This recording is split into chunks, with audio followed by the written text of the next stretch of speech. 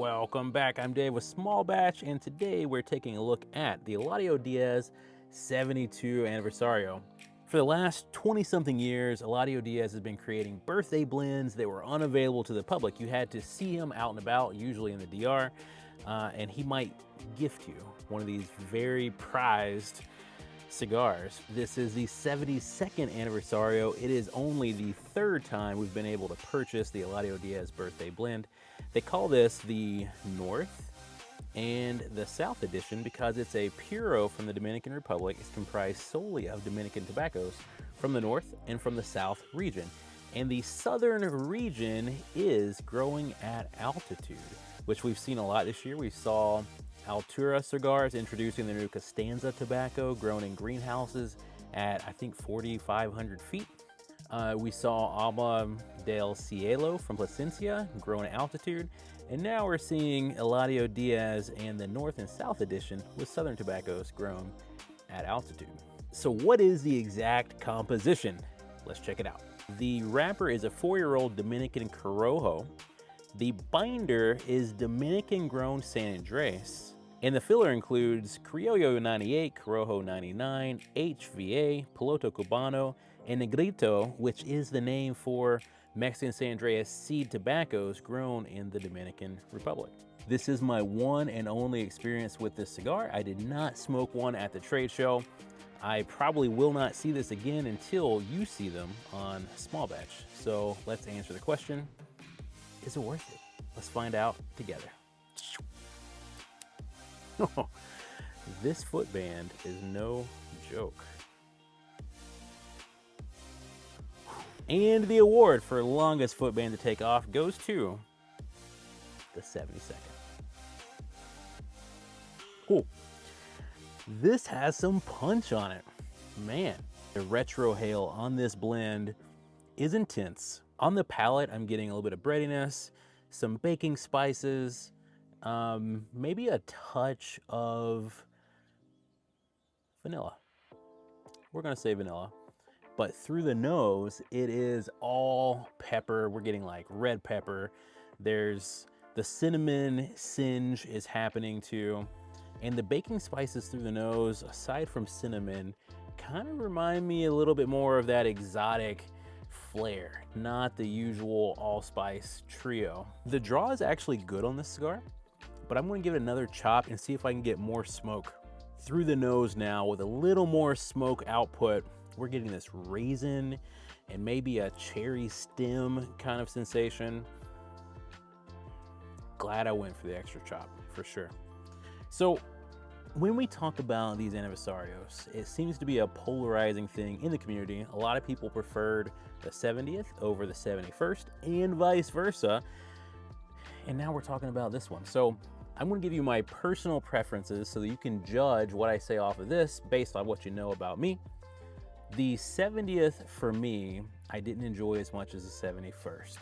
I had more tight draws with the 70th than the 71st.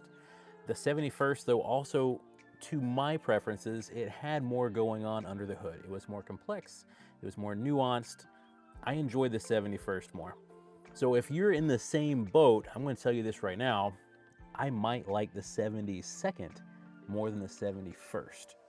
If you're the opposite, I'm curious to know your thoughts whenever you get a chance to smoke one of these. Spicy raisin bran right this moment. The bran, not as much, but it's not quite reminding me of anything else. But the raisin and the spices, yeah, this is what's up. Let's take a closer look at the band.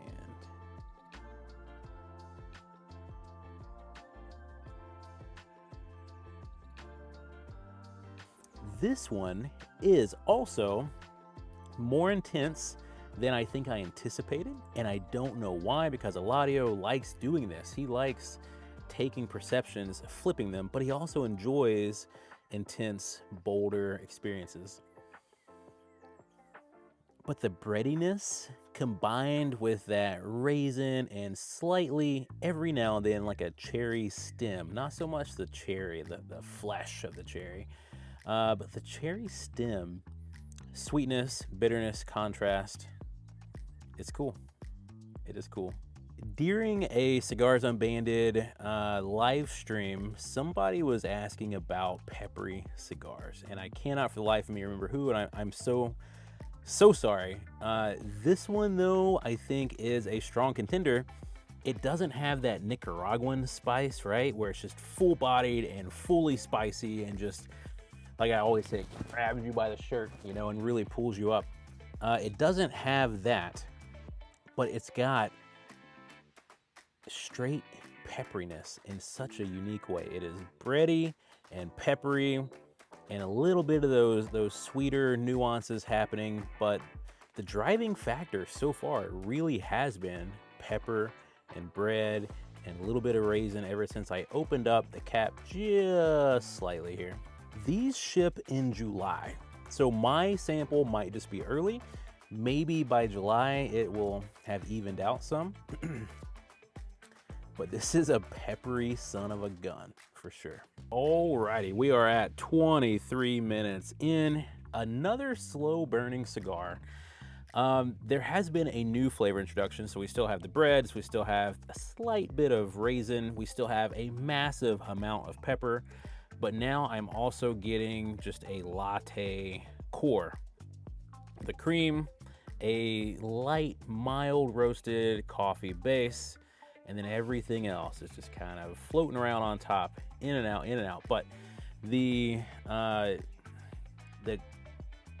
continuity is right this moment.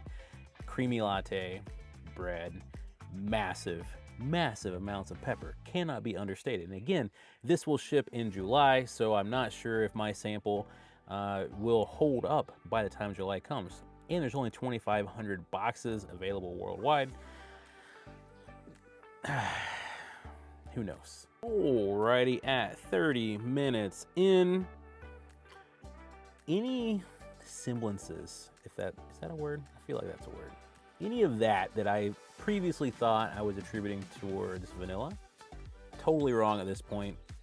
Now it is most definitely a soft milk chocolate expression with the breadiness, with the insane amount of spices and pepperiness as well.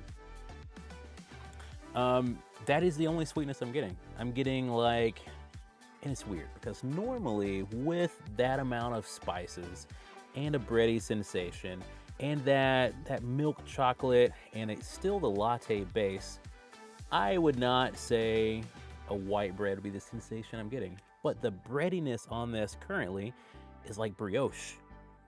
It's brioche along with the creamy latte, along with milk chocolate, along with the, again, insane amount of baking spices and peppery notes on this cigar.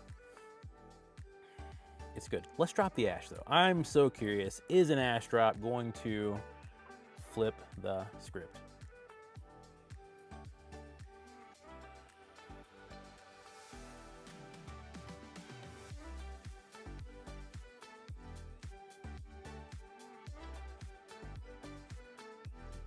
Raisiny sweetness is the very first thing I'm picking up. More of a dark chocolate is immediately following the ash drop.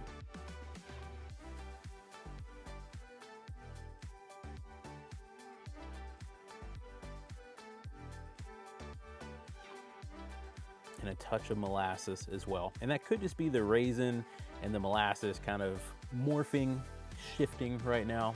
Spices have taken a little bit of a back seat after dropping the ash. My grandmother used to make biscuits and molasses. She would also do a tomato gravy with biscuits, but the biscuits and molasses is so nostalgic for me. And this cigar dropping the ash right this moment, that's exactly what I'm thrown back to. The molasses is so strong right now, and that breadiness is starting to form again and surge, and it's just reminding me so much of biscuits and molasses. I'm right back in Louisiana, and this is the last time I'm gonna say this, I swear, but the spices are lingering. Like, my mouth is on fire right now. My nose, I need some tissues out here because every time I retrohale, tears well up. but not in a bad way. If you remember the HCC Hot Cake Golden line, huge fan of that one. Huge fan of the Micarita Papa Saka from Dunbarton. Both Spice Lords. Both are Spice Lords.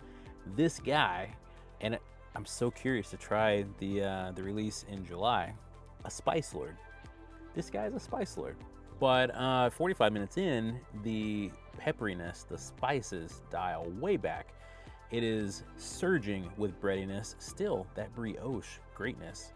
We're getting molasses that is very sweet. It's not burnt molasses. It's almost syrupy right now in nature.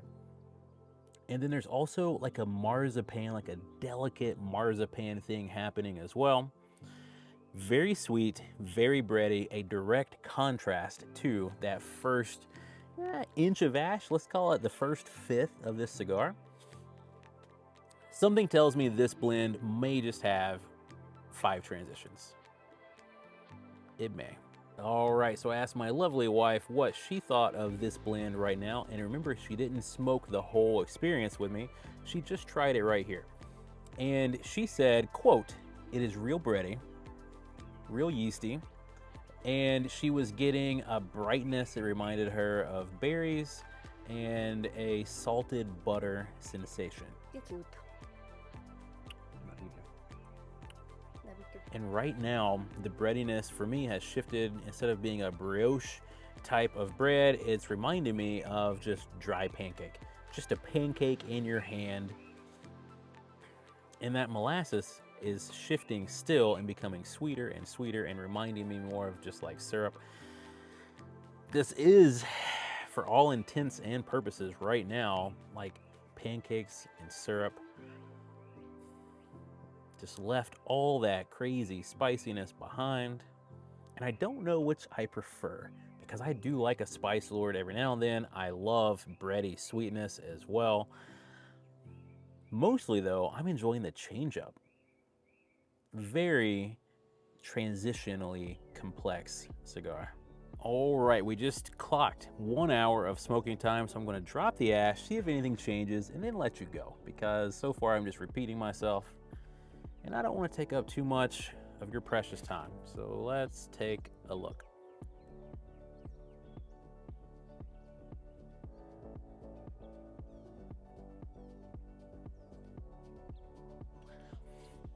Yet again, completely different experience as soon as I drop the ash. Now it is earthy. The coffee sensations are back in full force. And there's a little bit of a bitter dark chocolate on the finish. Yeah, this cigar is different for every single inch of ash that I've put on it. Throw everything you know about thirds, just throw that rule book right out the window. This cigar probably has 4ths or 5ths to it. And now we're back to exotic spices once more. There's like a cardamom, bright citrus spice happening. Still the earthiness. Coffee is more dark roast now. The whole profile took a dark turn, if that makes any sense. It tastes dark and rich. And then also the strength. Let's talk about that real quick, because I feel this settling into my bones. As I'm sitting here, I'm like, I'm gonna need to eat something pretty soon. The body on this, to me, hits more like medium, maybe medium plus. The strength, though, on this blend is full strength, in my humblest of opinions. And right now is about the time that I would search the internet and I would try to find what other people are saying about this blend, but I can't find it. It just came out at the trade show. It's not shipping until July. Manny himself handed me this one, and I was pumped. So pumped to be able to try it. So that's my experience with the Eladio Díaz 72 Aniversario. Once you get a chance to smoke it, please let me know if you had a similar experience or if it was completely different with an extra few months of rest. That's it from us, guys. Hope you have a great day. We'll see you soon.